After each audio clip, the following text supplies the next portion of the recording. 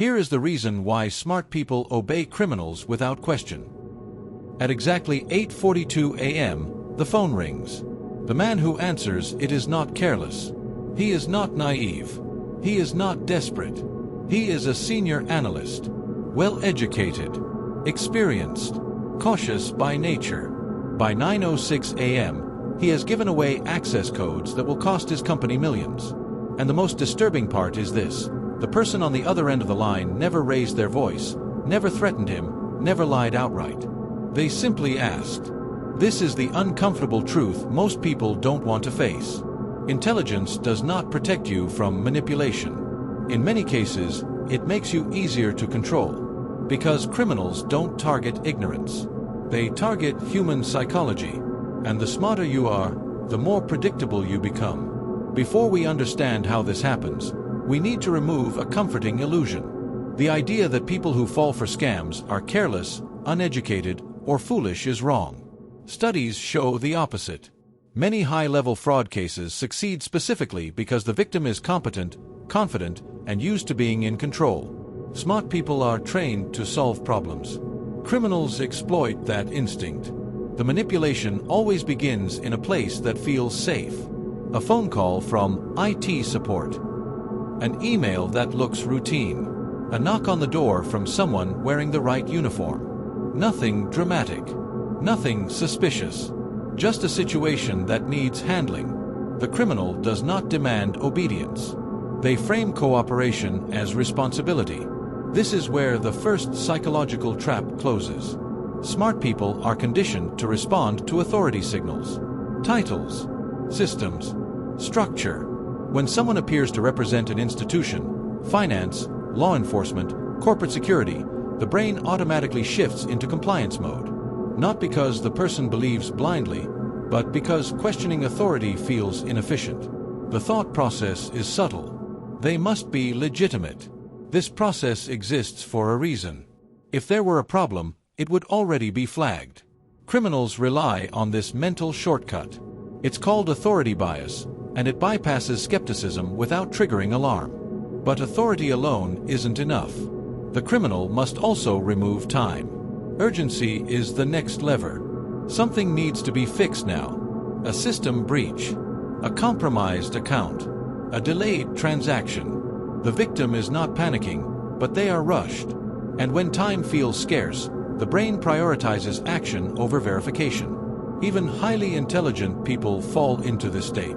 In fact, they often fall faster because they're used to making quick, high-stakes decisions. The criminal never says, "Don't think." They create conditions where thinking feels like a liability. At this point, obedience doesn't feel like submission. It feels like competence. Then comes the most dangerous stage, consistency pressure. Once the victim complies with a small request, confirming a detail, clicking a link, sharing a minor credential, the brain commits. Backing out would mean admitting error. And intelligent people hate inconsistency. They trust their own judgment. They assume the first step was correct, so the next step must be as well. Each action reinforces the illusion of control.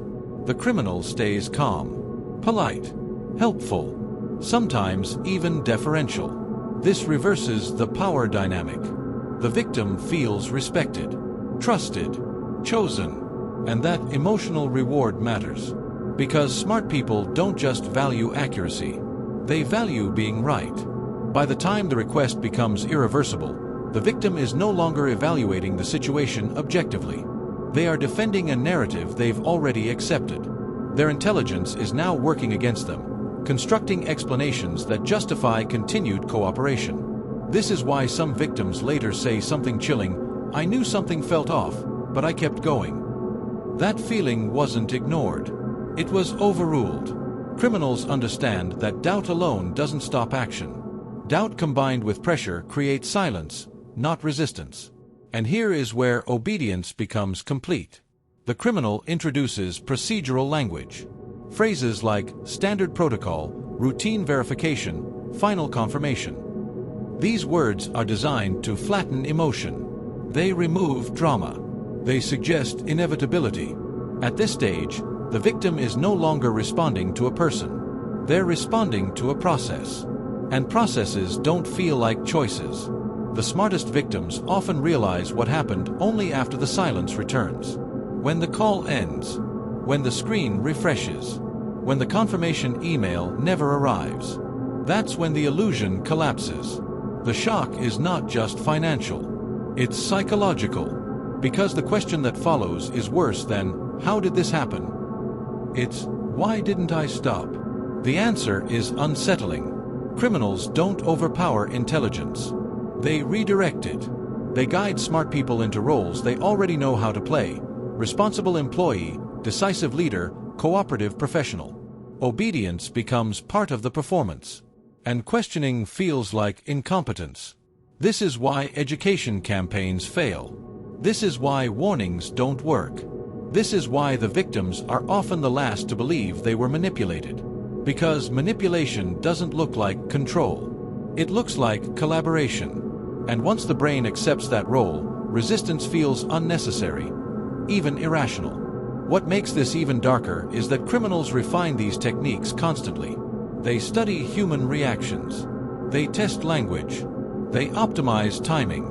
Every successful case teaches them how to make the next one smoother, which raises a final, uncomfortable thought.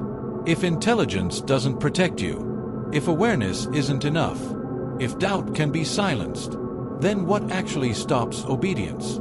That answer lies in the moment before compliance begins. A moment most people never notice. We'll expose exactly where that moment hides, and why criminals work so hard to make sure you never reach it. There is a moment that almost every victim remembers later. Not the call, not the email, not the face, but a pause. A fraction of a second where something inside them hesitated. It wasn't fear. It wasn't certainty. It was a quiet internal question that never fully formed. Is this right? That moment is the most dangerous point in the entire manipulation, because criminals design their methods to erase it before it becomes conscious thought. By the time obedience feels inevitable, the decision has already been made. But not when the request is given. It happens earlier, much earlier, in a narrow psychological window where the brain is still capable of resistance, but only briefly. This is where smart people lose control. To understand why, we need to talk about cognitive load. Smart people pride themselves on multitasking, handling complexity, processing information quickly. But the brain has limits, and criminals know exactly how to push it past them. They flood the victim with just enough information to feel legitimate, but not enough to feel clear. Names, departments, reference numbers, processes. Each detail adds weight. The brain becomes busy organizing instead of questioning. This creates a subtle mental fatigue. Not exhaustion, but saturation. When the brain is overloaded, it stops asking, "Is this real?" and starts asking, "What's next?" That shift is everything. Once the brain is focused on task completion, obedience becomes mechanical. The victim is no longer evaluating intent. They are executing steps. This is why criminals rarely rush immediately. They pace the interaction. Calm voice, measured language, long enough to build mental engagement, short enough to prevent reflection. Silence is dangerous to them. Silence allows thought, so they fill it. Another tactic appears here, mirroring competence. Criminals subtly reflect the victim's intelligence back at them. They use professional language. They reference industry terms. They compliment indirectly. You seem familiar with this process. I can tell you know how these systems work. This should be straightforward for someone at your level. This does something powerful.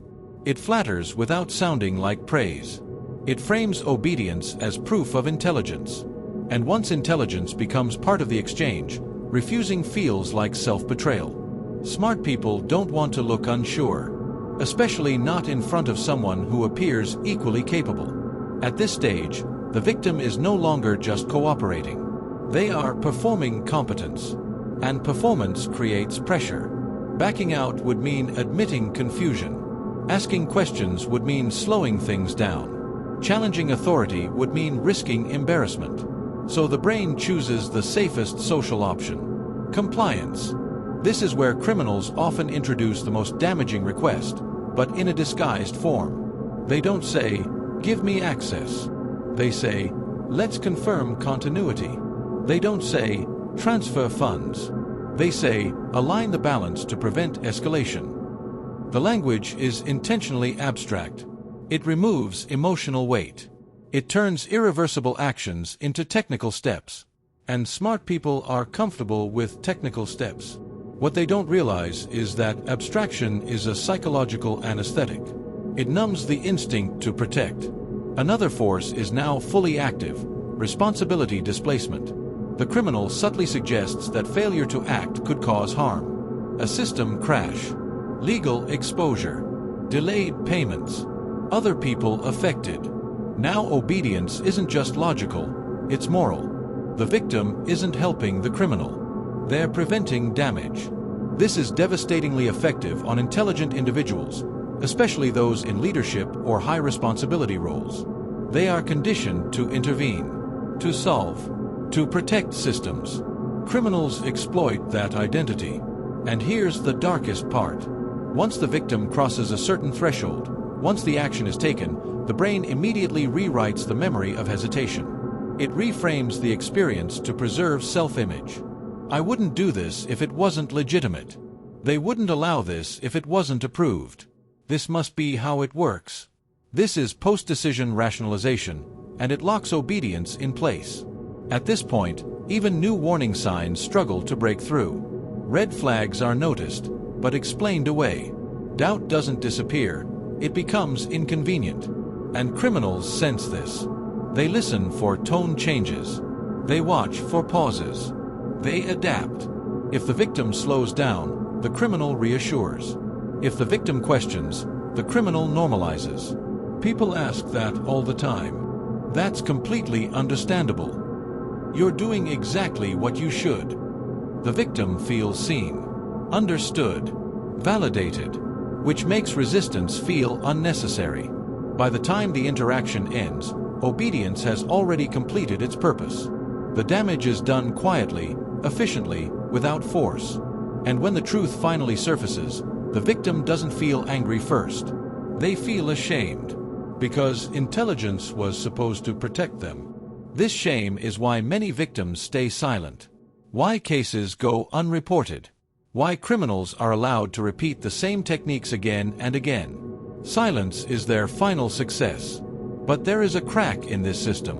A single point where obedience can still be interrupted. It doesn't involve being smarter. It doesn't involve knowing more scams. It doesn't involve spotting red flags. It involves recognizing a specific internal state, one criminals work desperately to suppress. A moment when your mind stops evaluating truth and starts prioritizing role, speed, and appearance. That moment is the real danger. And in the final part, we'll expose exactly how to recognize it in real time, and why criminals fear that awareness more than anything else. Because once you see that moment clearly, obedience collapses, and manipulation loses its power. There is one thing criminals never want you to notice while they're manipulating you. It isn't the lie. It isn't the fake authority. It isn't even the urgency. It's a feeling, a very specific internal shift. The moment your attention stops asking, "Is this true?" and starts asking, "How do I do this correctly?" That transition is the point of capture. Once it happens, intelligence no longer protects you. In fact, it works against you. Because smart people are trained to function inside systems. They understand procedures. They know how to follow steps, optimize outcomes, and resolve issues efficiently. Criminals don't fight that instinct. They hijack it. The key insight is this: obedience doesn't begin with belief.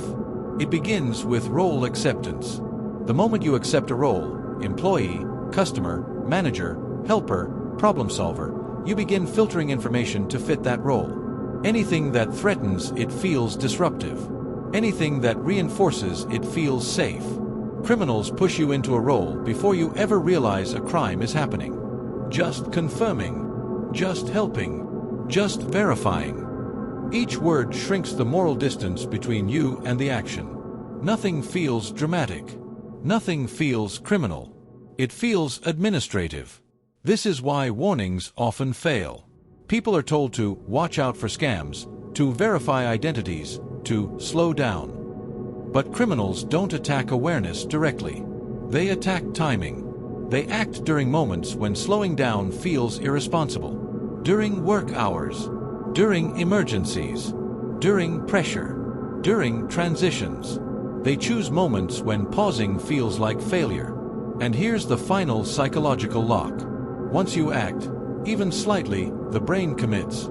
A small compliance creates a chain. A chain creates consistency. Consistency creates identity. I'm already involved. I've already agreed. I've already started. Backing out now feels worse than continuing. This is why criminals often begin with harmless requests. A confirmation, a test, a small step that costs nothing. Because once you say yes, the brain wants coherence. It wants the story to make sense. And so it makes it make sense. The uncomfortable truth is this: smart people don't fall because they are fooled.